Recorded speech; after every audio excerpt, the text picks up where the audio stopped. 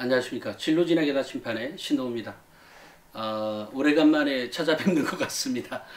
지난 토요일 날 이금수 선생님과 면접과 관련해서 영상을 촬영했는데 좀 길었죠.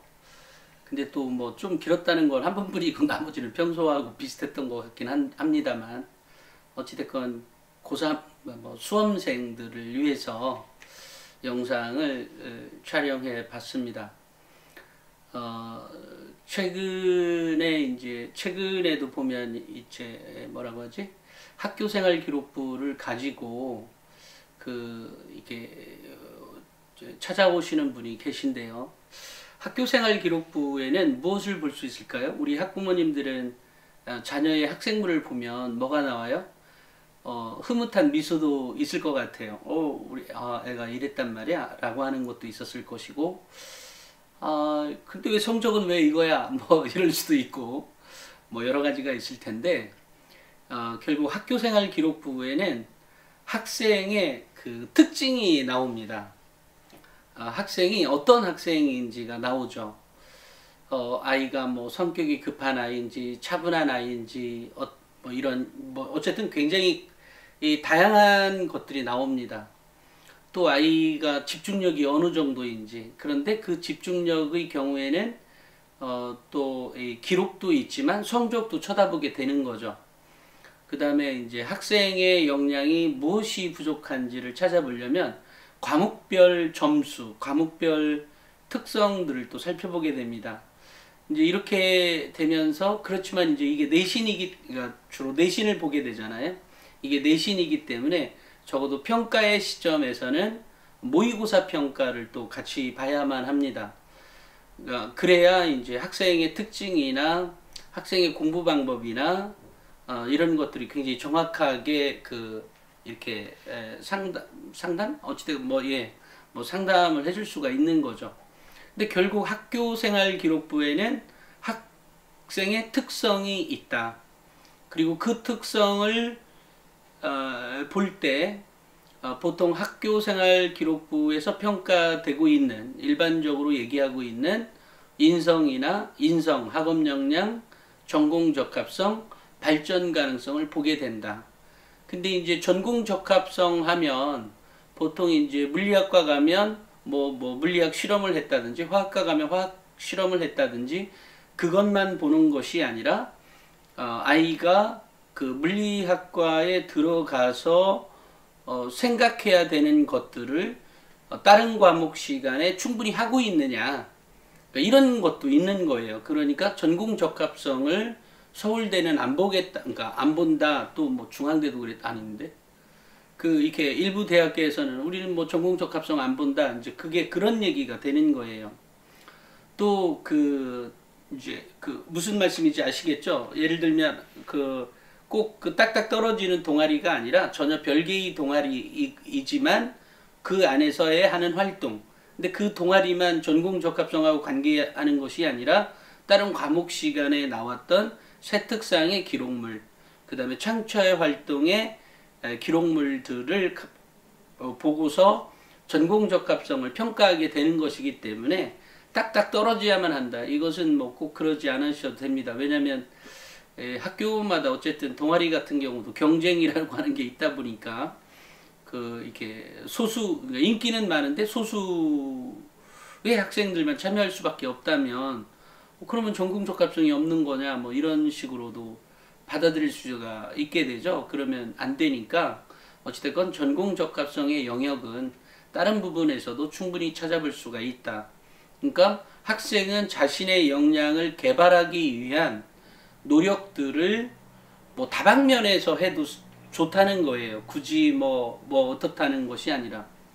그러니까 어쨌든 학교생활 기록부에는 학생의 이제 특성이 나오거든요. 그러면 그 특성이 현재의 성적을 결정하고 있는 거거든요. 그 특성이 현재의 성적을 결정하고 있다. 그것이 뭐 내신이든 모의고사든 결정하고 있다. 그런데 이제 학생들은 아무래도 이제 학업을 계속해서 해가는 학생들이 시기이지 않습니까? 뭐 고등학교 때도 마찬가지고 대학교 때도 마찬가지고 그렇습니다. 그런데 그런 역량이 길러지는 조건은 결국은 이 학생이 뭐 책상에 앉았든 책상에 서서든 어떤 경우든 그러니까 그 독서를 하거나 또는 공부를 하면서 얻어지는 역량, 길러지는 역량이 매우 중요하다는 거고 대학은 그것을 평가하겠다는 것이죠. 다만 아이의 특성이 워낙 다른 경우가 있죠. 뭐 이 공부의 특성을 그렇다고 공부를 포기한 애는 아니지만 공부를 나름대로 열심히 하려고 하는 끈질긴 집념이나 뭐 노력들이 모든 과목에 있으면 그게 제일 좋은 조건인 거예요. 그러니까 제가 그 성적이 최고가 아니더라도 1등급이 아니더라도 좋으니까 끝까지 최선을 다한 학생부를 보여달라는 것은 각 과목에서 그런 노력들을 한 행위가 기록으로 남겨질 수 있도록 해달라는 거예요. 그러니까 우리가 이제 자녀들하고 대화를 나누다 보면, 그러니까 학부모가 엄마 아빠가 자녀하고 대화를 나누다 보면 사실은 거의 같은 개념, 그러니까 같은 파트너? 아니, 한마디로 엄마 아빠니까 이 어떤 권위로 눌러지는 것이 아니라 어떤 대화를 하게 될 경우에는 아이가 훨씬 더 나은 성과를 가져올 수 있다라는 거죠. 물론 모든 상황에서 매번 사이가 좋을 순 없죠. 왜냐면 맨날 보는 사이다 보니까 특별히 아이도 아무런 주의를 기울이지 않고 경계심도 갖지 않고 엄마 아빠를 대하는 것이고 엄마 아빠도 매일매일 몇 시간까지는 아니지만 매일매일 보는 아이니까 사실은 어떤 경계심이나 이런 것이 아니라 그냥 있는 경계심이나 어떤 이 주의 뭐 이런 게 없는 상태에서 그냥 자신이 느끼고 있었던 걸 그냥 얘기해 주다 보니까 거기서 편차가 있게 되죠. 서로 간에 느끼는 감정의 선들이. 이러다 보니까 이제 결국은 원만한 관계는 많죠. 따지고 보면 대부분 원만하지만 원만한 관계에 초월한, 그러니까 그것을 뛰어넘는 어떤 암묵적인 서로 간의 마음을 이해해 줄 수 있는 이런 것들이 이제 필요한 거죠. 근데 이제 그렇게 하기에는 그동안에 이제 그러니까 생각하고 살아온 조건이 엄마 아빠와 학생이 다르다 보니까 나오는 차이가 워낙 크죠, 갭이. 이제 거기에서 이제 원인이 있다고는 봅니다. 하지만 이제 어떤 경우가 됐든 자녀와 대화를 자녀의 눈높이에서 할 수 있는 환경이 만들어진다면 그 다음에 그것을 어쨌든 한 번에 다 바꿀 수는 없으니까 조금씩이나마 바꿔질 수 있는 방법을 선택해 가는 것, 그리고 이제 그렇게 해가는 것들이 굉장히 어려운 과정이죠. 어려운 과정입니다. 또 이게 제가 뭔 얘기 하다가 보면 어떨 때는 1등급의 아이들에게 맞춰지다가도 꼭 뭐 중간이나 어딘가 보면 저 밑에는 또 어떻게 또 얘기를 해줘야 되지? 이런 생각 때문에 그냥 또 일반적인 얘기가 될 수밖에 없는데 어떤 경우든 교육에 있어서 제일 중요한 건 자녀하고의 소통인 것 같습니다. 근데 그 소통을 어떻게 원활하게 할 거냐는 그거 정말 참 앞에서 얘기하면 잔소리로 들릴 거고 실제로도 잔소리로 듣고 답답한 거죠. 또 엄마 아빠의 경험이나 이런 것들이 워낙 풍부하다 보니까 자녀는 또 그런 경험은 없고, 그렇지만 또 자녀가 잘하는 부분이 있는 거죠. 분명히 있습니다. 얼마 전에 그 옆에 제가 오랜만에 전철을 타고 어디를 가는데 전철 옆에 한 고등학교 3학년이나 대학교 1학년 정도 되는 학생이 앉아 있었고, 그 학생이 웹툰을 보는데 사실 저는 뭐 웹툰을 거의 본 적이 없어서 근데 그 옆에서 살짝 해서 눈을 옆으로 살짝 돌려서 그 웹툰을 글이 한 뭐 7, 8자씩 써 있더라고요. 그렇게 길게 아니라 그러니까 단어가 10개가 아니라 어쨌든 자수가 10개 미만의 10자 미만의 글들이 있는데 그것을 읽어보려고 옆에서 이렇게 보려다 보는데 그 학생은 뭐 그냥 막 넘기는 거예요. 그것을 읽지도 않는 거죠. 아마 이제 그 학생은 이 그림으로 딱딱딱 인식을 하기 때문에 그 글조차도 그림으로 인식하니까 넘겨갈 수가 있는 거죠. 저는 그런 능력이 없는 거고 아직. 저 역시도 만약에 웹툰을 보게 된다면 그리고 많이 보게 된다면 결국은 그 학생처럼 막 넘겨갈 수 있는 실력을 그러니까 그림으로 인식할 수 있는 그 글조차도 인식할 수 있는 것들이 그러니까 필요하다기보다는 그렇게 만들어지겠죠. 저 역시도. 그러니까 이 자녀하고의 소통 또 학교생활 기록 그러니까 학교생활 기록부가 좋게 하려면 일단 자녀하고의 대화가 필요한 거다. 또 그 자녀하고의 대화가 결국은 이제 어떤 생활에 너 공부하라고 하니까 안 했니 했니의 문제가 아니라 그냥 소통인 거예요. 사람 다 사람이 살아가는 데 있어서 공부가 전부는 아니니까 공부는 일단 옆에 제껴두고 정말 그냥 소통.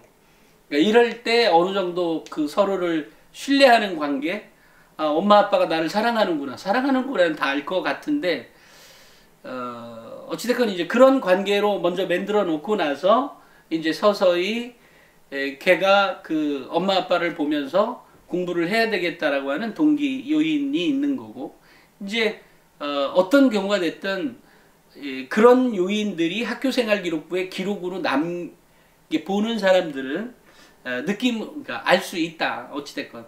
근데 그런 성격이나 그런 특징을 더 좋게 해가는 과정에 핵심이 뭐가 있냐면 결국 독서다.